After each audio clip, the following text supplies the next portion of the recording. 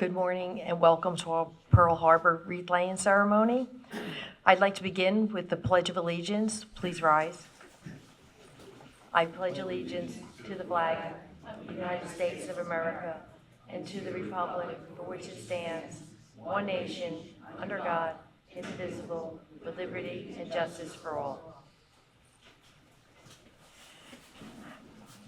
I would like to say a few words about Armando Sasso, a World War II veteran, a lifelong member of Silver Linings, and our 2023 Memorial Day Parade Grand Marshal. He died peacefully on Saturday at the age of 101, with his wife Denise by his side at their home in Old Bridge, New Jersey. Armando was born on August 18, 1923 in Jersey City, New Jersey. He served in the United States Army from 1943 to 1946 in the 323rd Medical Battalion. He was known for his singing voice, performing at school and public events, as well as religious celebrations. After receiving an honorable discharge at the end of World War II, the veteran's benefits allowed him to study college and receive an MA degree. Armando had a passion for music, but also loved billiards. He won second place in a billiards match in Old Bridge at the age of 99. He was also an exceptionally gifted artist, displaying his paintings at home and public events. He will be greatly missed by all. Please join me in a moment of silence in honor of Armando.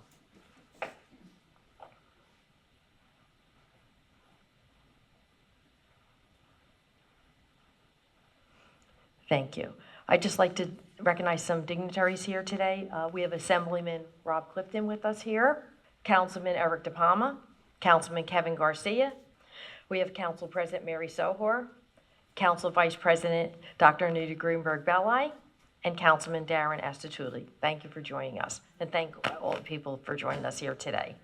December 7th, 1941 is a date forever etched into history, a day of tragedy and heroism that changed the course of our nation. The surprise attack on Pearl Harbor not only took a devastating toll on American lives and fleet, but also awakened a powerful resolve across the United States. In the face of unimaginable loss, countless acts of bravery and sacrifice emerged. This day reminds us of the courage and resilience of those who served both on the front lines and on the home front, marking a turning point that ultimately shaped the world we live in today. As we remember Pearl Harbor, we honor the legacy of those who endured and the lessons that continue to guide us toward peace and vigilance. I also have a proclamation I would like to read about Pearl Harbor. Whereas December 7th, 2024 marks the 83rd anniversary of the unprovoked attack on our nation over the island of Oahu, more than 2,400 precious lives and much of our Pacific fleet were lost. Yet the ensuing unification of our people proved mightier than the attack that aimed to weaken us. And whereas on National Pearl Harbor Remembrance Day, we pay tribute to the men, women, and children, military and civilian, who lost their lives on December 7th, 1941. Honor all those who served in the wake of that infamous day and recognize the sacrifice today's service members make each day in the fight against injustice and oppression around the globe. And whereas 16 million Americans left behind everything they knew and everyone who loved to fight for freedom far from home and liberate a continent from the grip of tyranny. Courageous individuals from all walks of life crossed oceans and stormed beaches, uplifting a generation and paving the way for our fiercest adversaries to become some of our closest allies.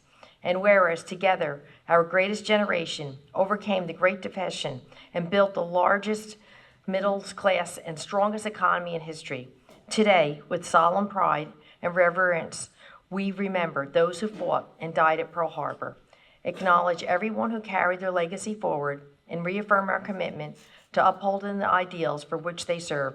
Because of their extraordinary value, America emerged from this test, as we always do, stronger than ever before.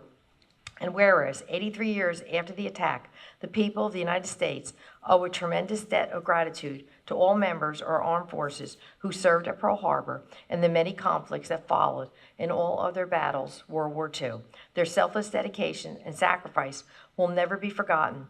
We stand as a nation dedicated to affirming the inherent dignity of every person.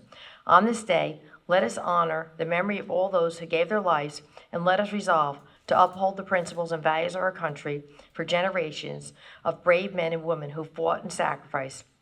And now I, Debbie Walker, Mayor of Township Volbridge, County of Middlesex, State of New Jersey, together with the Township Council, do hereby proclaim December 7th, 2024, as National Pearl Harbor Remembrance Day, and call upon the citizens to observe this solemn day of remembrance to honor our military, past and present, with appropriate ceremonies and activities to honor those patriots who died as a result of the service at Pearl Harbor. I'd like to acknowledge that we have some of our veterans here today, and that's who we really deserve our freedom. I'd like everybody to please give them a